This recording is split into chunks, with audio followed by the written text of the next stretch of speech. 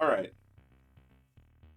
Usually I do not make these types of videos because when I first started this channel, I decided that this channel was going to just be reactionary stuff, me talking about nerd shit, and then responding to the comments and having like this really, really small community of basically people that are into the exact same things that I'm into, are hype for the exact same things that I'm hype for, and call bullshit on the same things that I call bullshit on.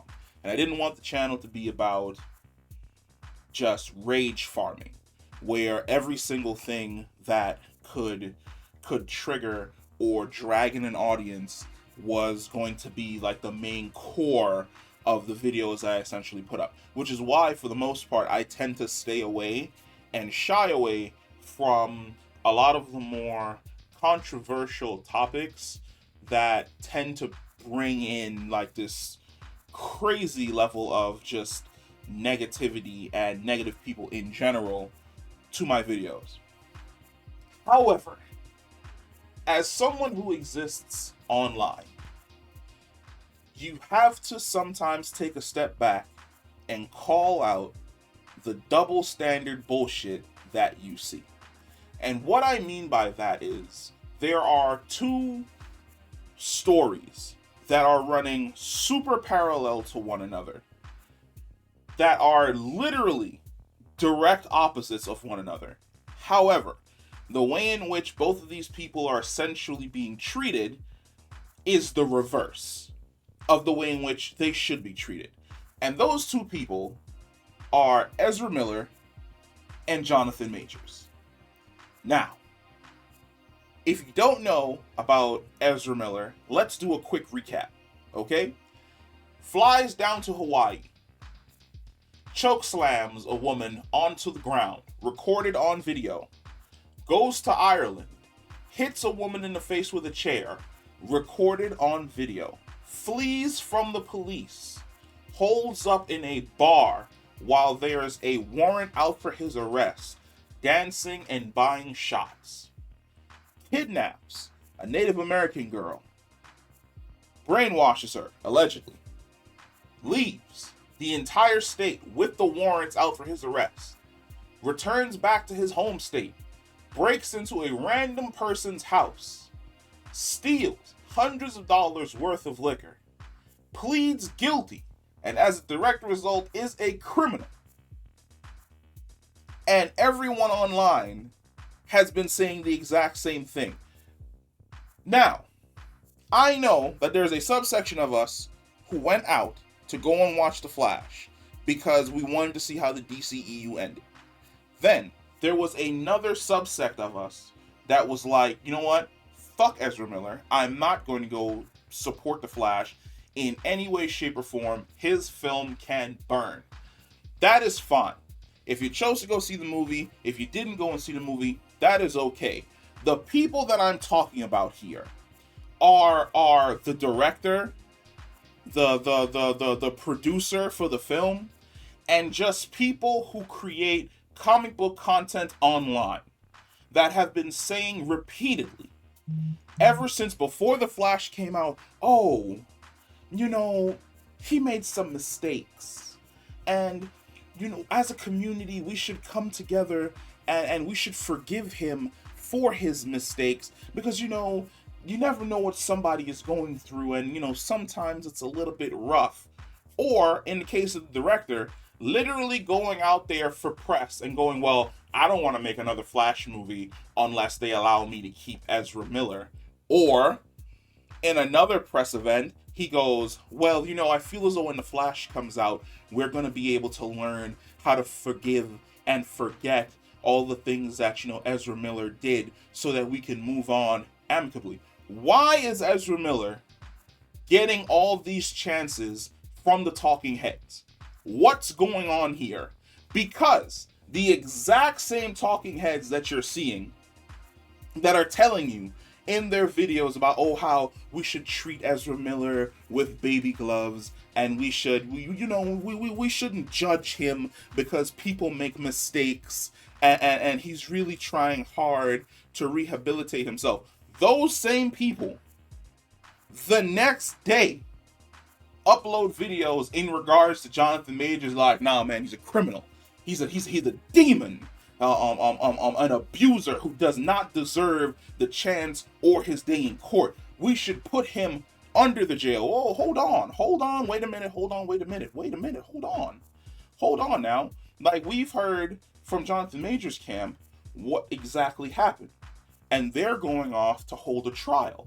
But why is it that we should forgive Ezra Miller, who's assaulted multiple women, who's pled guilty to breaking and entering and theft, who's ran around with a underage child, giving her alcohol and flying her across the planet? Why is it that we're giving Ezra a second chance, where we got to take a step back and we got to watch to see exactly what he's going to do and whether or not he's truly remorseful for his actions?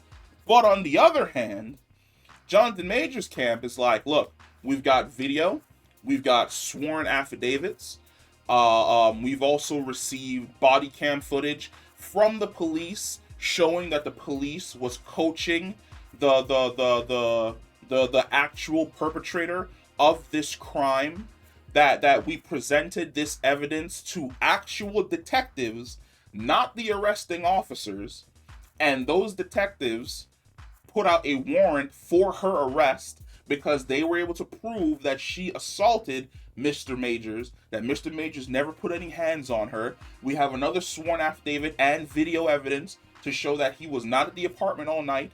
She went into the apartment by herself, and then when Mr. Majors arrived, he needed the landlord to open up the door, and they found her with sleeping pills and inside of a closet.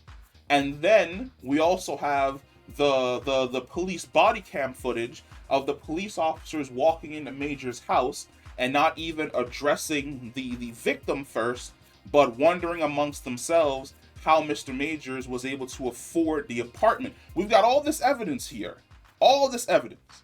But the talking heads are like, no, we can't trust Jonathan Majors in any way, shape, or form. He's a womanizer. We have allegations that are unsubstantiated that I don't have proof for, but I heard from my cousin, who heard from his friend's other friend, who heard from her dad, who heard from this guy at his job, who heard while he was at the diner, the waitress talking to an old couple, that 10 years ago he was in a shitty relationship with somebody, and he may or may not have been an asshole, or he may have broken up with somebody when he became famous and then never contacted that person again. Who gives a fuck about that?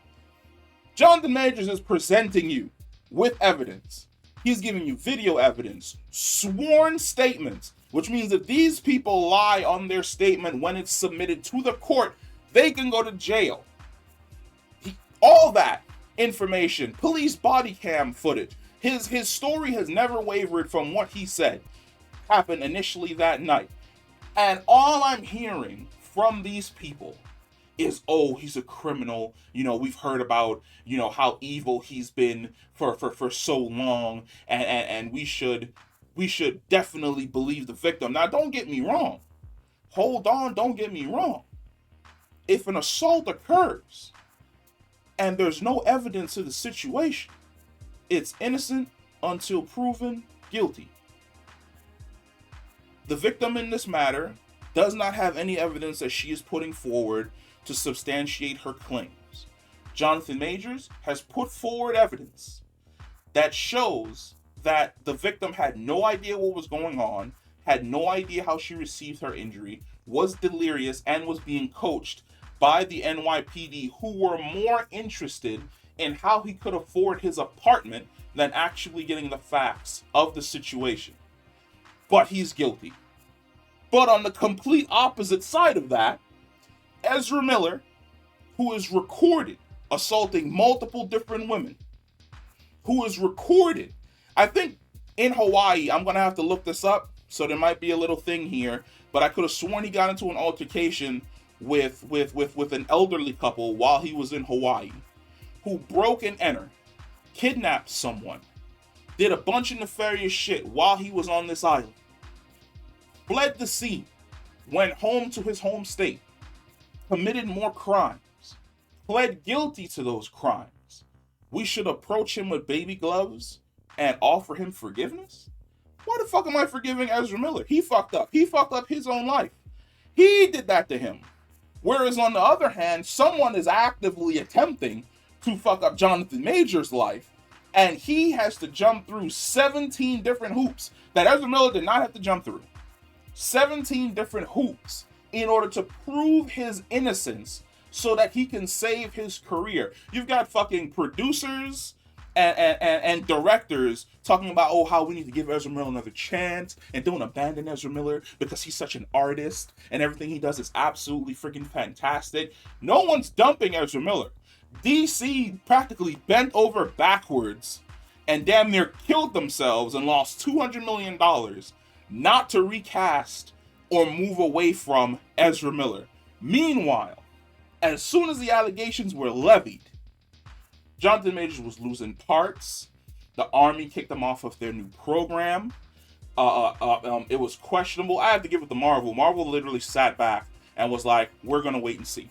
We're going to wait for the case, and then we're going to wait for the evidence to come out. And then once the evidence comes out, we'll move forward from there. But every other person that he was working with, nope, dropped them. What's up? What's going on? Because I don't want to go into the racial territory and say you gave the white guy 17 chances and then you instantaneously criminalized the black guy. But it's kind of what it's looking like. Like what's happening here? Because there's a dude I work with. He's chill as fuck. And one of the things that he said that kind of stuck with me is that assholes exist in every single community. The problem is, depending on the community you exist in, there's a fear of offending that general group. And as a result of that fear, those assholes wield that like a badge so that you can't hold them accountable to their bullshit, so that you have to give them other chances. Because if you try to hold them accountable, they can go, well, it's because you don't like X, or it's because you don't like Y, or it's because I'm an X, or it's because I'm a Y. And then these corporations, they're afraid of being canceled. They're afraid of being attacked online. They're afraid of causing any type of drama that may negatively impact their brand. Let me ask you a question. The Ezra Miller situation with DC. DC is set to lose $200 million. Do you really think that doesn't impact your brand? If you would have got rid of Ezra Miller when this situation first occurred last year, and you were to bring in, let's say, Grant Gustin, and you had Grant Gustin be the Flash for this movie, do you think that your Flash movie would have done 10 times better than it's doing right now with Ezra Miller with no traction in any way, shape, or form? There's a high probability it would do better. There's a high probability it probably broke even. But you kept the cancer because you were afraid of the repercussion. And now you're dealing with the fallout of that situation. And on Jonathan Major's end, you got rid of him without scanning, searching, looking to see whether or not the person that you were getting rid of was actually the cancer. And now the situation is, oh shit, he's innocent. He didn't do anything wrong. He's presenting evidence to prove his innocence, but you already doubled down. Why, if I was Jonathan Majors, why would I ever circle back and attempt to work with you in the future? If anything, I'd hold that over your head. Anytime they ever had an interview with me in any way, shape, or form, and anybody asked me about your corporation, I'd be like, yeah, I don't work with them. Because when this situation happened, instead of them waiting to see what was going on, they threw me to the side and they gave Ezra Miller 17 different fucking chances. What's going on out there in Hollywood? What is this goofy ass double standard that we're currently dealing with, where both of these individuals, in all honesty, should be handled basically the way in which switch. Jonathan Majors should be getting handled the way Ezra Miller is getting handled. Ezra Miller should be getting handled the way Jonathan Majors is getting handled. But that does not seem to be the case. And there isn't enough people bringing that to light or talking about it online, about just how funny it is that Ezra Miller is essentially fucked off. As you've seen, Flash came out, Flash bombed. They're not really talking about Ezra Miller anymore. He's essentially just disappeared. He's allowed to disappear into the shadows and allow maybe a year, 2 years, 3 years, his image to rehabilitate itself. Meanwhile, on a daily basis, Jonathan Majors is dealing with hit pieces.